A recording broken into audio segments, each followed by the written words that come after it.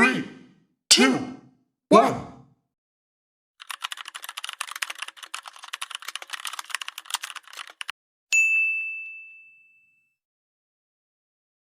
Sebelum masuk ke dalam pembahasan utama terkait Big Data, terlebih dahulu kita harus tahu apa itu data.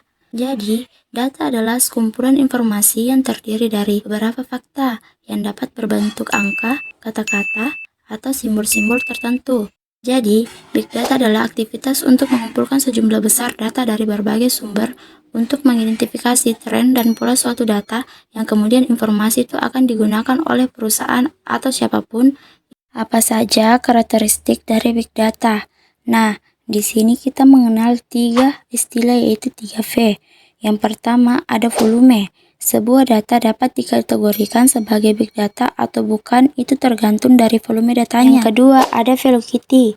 Velocity sendiri mengacu pada kecepatan data. Seberapa cepat data dapat dihasilkan dan seberapa cepat data dapat diproses dan dianalisis untuk memenuhi suatu kebutuhan.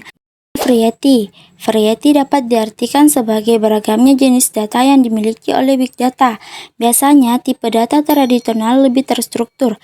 Akan tetapi, seiring berkembangnya Big Data, banyak data baru dengan bentuk data yang unstruktur atau tidak terstruktur dan semi-struktur. Apa saja sih fungsi dari Big Data? Yang pertama, analisis. Salah satu fungsi utama dari Big Data adalah kemampuannya untuk menganalisis data dengan skala yang besar dan kompleks. Yang kedua, prediksi.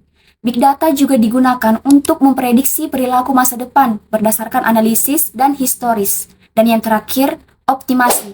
Big Data memberikan kesempatan untuk meningkatkan efisiensi operasional dan menghemat biaya. Dengan memanfaatkan data untuk memahami bagaimana operasi perusahaan berjalan, organisasi dapat mengidentifikasi area-area mana yang perlu diperbaikan. Sebelum digunakan semasif sekarang, ternyata Big Data menyimpan perkembangan sejarah yang cukup panjang. Namun, istilah Big Data baru dikenal pada tahun 2005 ketika diluncurkan oleh O'Reilly Media. Adapun tahap perkembangan dari Big Data dimulai pada tahun 1943 sampai 1973, yaitu dengan munculnya mesin pengolah data yang bernama Colossus, yang digunakan untuk memecahkan kode Nazi. Nah, Colossus ini bekerja dengan cara mencari pola yang tersembunyi pada pesan yang telah disadap dengan kecepatan 5.000 karakter per detik. Mesin ini berhasil membantu tentara Inggris untuk membaca sandi yang awalnya berminggu-minggu menjadi hitungan jam. Selanjutnya, pada tahun 1965, pemerintah US memutuskan untuk membangun pusat data pertama yang dapat menyimpan data sidik jari dan pajak. Semua catatan tersebut ditransfer ke dalam pita komputer magnetik yang disimpan di satu lokasi. Kemudian pada tahun 2005 sampai 2009, yang dimana pada saat itu Hadoop tercipta dari Yahoo. Tujuan dari Hadoop adalah untuk mengindeks seluruh World Wide Web.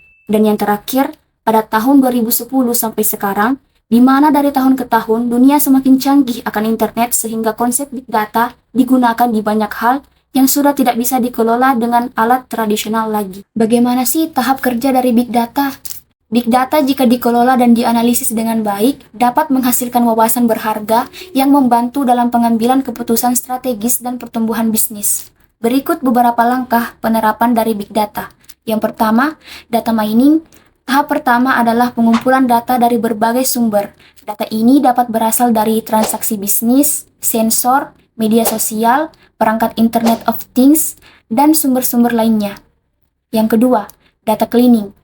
Setelah data dikumpulkan, langkah berikutnya adalah membersihkan data.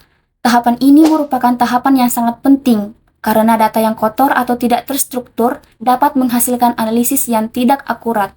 Yang ketiga, data analis.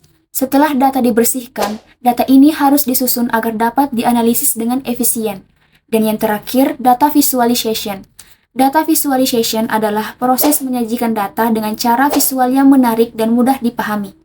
Ini dapat membantu membuat data lebih mudah diterima dan dipahami, terutama jika data yang sedang dianalisis adalah data yang besar dan rumit. Kelebihan dan kekurangan Big Data. Kelebihan Big Data. Yang pertama, dapat mendeteksi penipuan.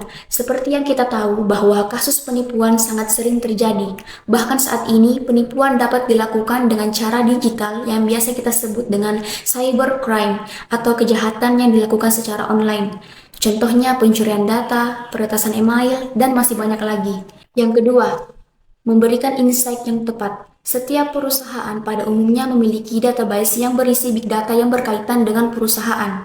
Big data ini berisi informasi penting yang dapat digunakan untuk berbagai keperluan seperti membuat keputusan bisnis dan memberikan insight yang tepat untuk perusahaan.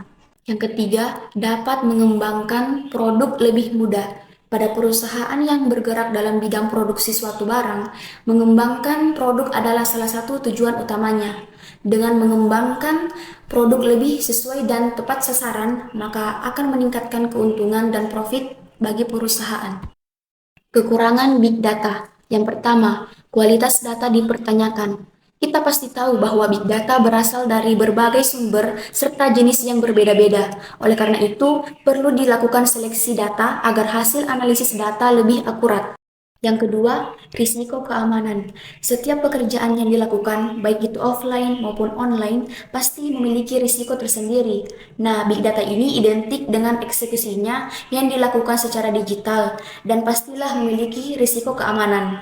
Oleh karena itu, pembuatan sistem keamanan perlu dipantau untuk meminimalisir terjadinya peretasan oleh hacker.